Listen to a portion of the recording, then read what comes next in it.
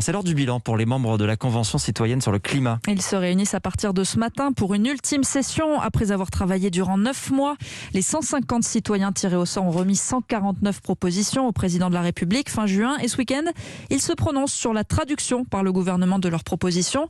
L'exécutif se targue d'en traduire la quasi-totalité quand les écologistes pointent des mesures revues à la baisse. Claudia Bertram. Rénovation thermique des bâtiments, aviation, automobile, publicité, la copie du gouvernement est critiquée pour son manque d'ambition.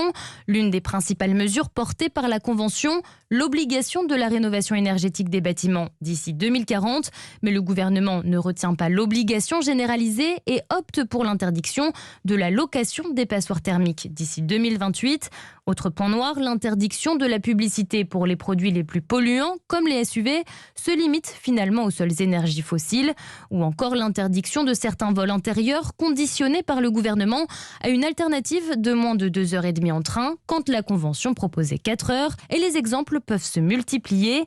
Grégoire Frati, l'un des membres de la Convention, veut voir le verre à moitié plein, mais ne cache pas sa déception. On va dans le bon sens. Après, parce qu'on va suffisamment vite, suffisamment loin, c'est les questions d'ambition. Alors oui, nous, aux citoyens, on a envie de dire, bon, là c'est bien ce qui est fait, mais il faut faire beaucoup plus.